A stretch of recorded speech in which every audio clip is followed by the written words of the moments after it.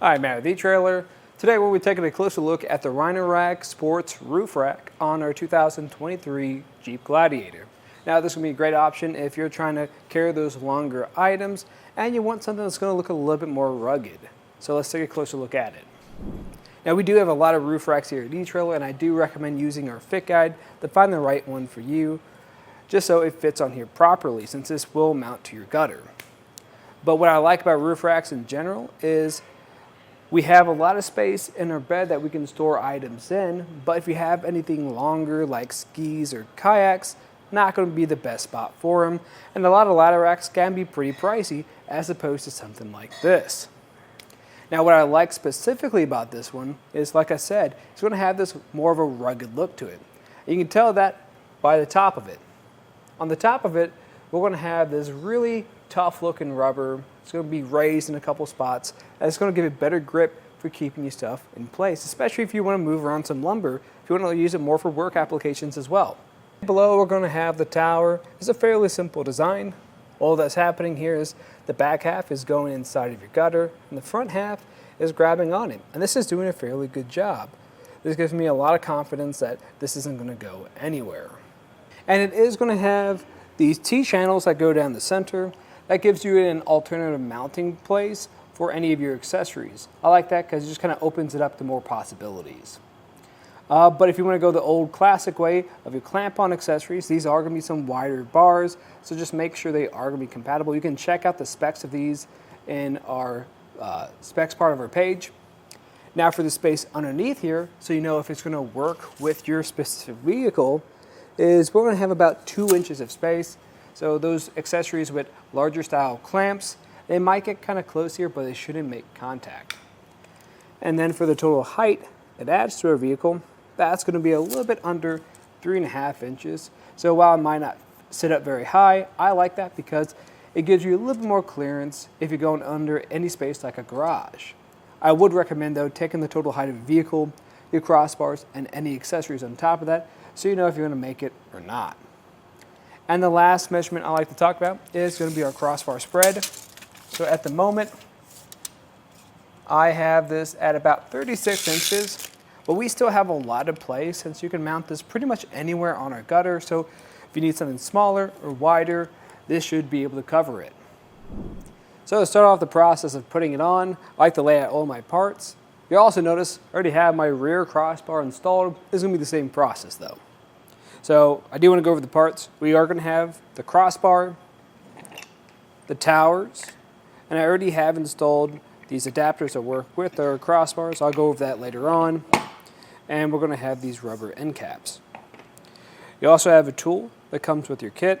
I recommend having a 10mm socket and wrench on hand. Let's start off with this tower. So with this tower, if you don't already have this installed, I'll show you how to do it real quick. Just remove that. It doesn't take very long. You're going to have a couple pieces. You're going to have this bolt, this split washer, and this is going to go through this larger square washer. That will pass underneath the tower and connect to this adapter. Now this adapter, that is going to be a little bit uneven, so that part with the section that protrudes out, we want in this orientation. And then we'll stack that smaller square washer on top of here. Should thread right into place.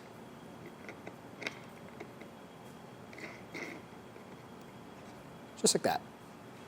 Now we'll come over to the crossbar, flip that so it's upside down. I'm going to just pull on this end cap to remove it. And we're just going to take this off for the time being. We're going to fit that square washer through that channel. Just like this. I like the grab hold of here so it doesn't fall down on me. Makes it a little bit easier to work with. Should slide into place. And I'll throw that end cap back on here. Repeat that on the other side. Now when you get these clamps are usually pre-tightened down, so we'll grab the Allen key, loosen them up a bit. I've already done that to mine, so it should fall off just like that. Sometimes you might have to wiggle it loose because it'll catch on the threads. And then we'll grab that rubber cap. That rubber cap is going to go right there. You can tell it goes on this section because this one isn't quite wide enough. Once we've done that, I'm going to grab my socket and we're going to tighten these down to the crossbar a little bit more. First, I'm going to bring it to the edge a bit closer. That's probably going to do it for what I need. You notice I'm just doing this by hand because I don't want to tighten it down all the way because I might need to adjust it when I put it on top of my roof. I'm just going to roughly put it on top of my roof. Doesn't have to be in a perfect orientation quite yet. Right now I'm just aiming to get this to line up with the gutter on one side. Lower it down to the other side. We'll make a few adjustments.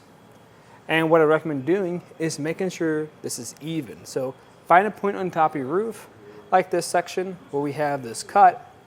Now I'll measure from there to the end of my tower. I'm going to do that on both sides to make sure it's even and square it off. Once it's in a good spot, we'll come back through and tighten these down. And I've already done it a little bit at this point. Once you get both of these nice and snug, the way I recommend doing it is going back and forth on either side.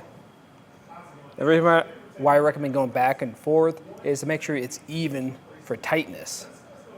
It's going to give you the best fit. And I've already done that, so I'll probably get it a little bit tighter just by turning it by different orientation. That feels a lot better. Give it a good shake, make sure it doesn't go anywhere, and then you can load it up with whatever gear you have and take it out for a ride. Now if you guys have any other questions, let us know here at eTrailer. And again, I'm Matt, and thanks for watching.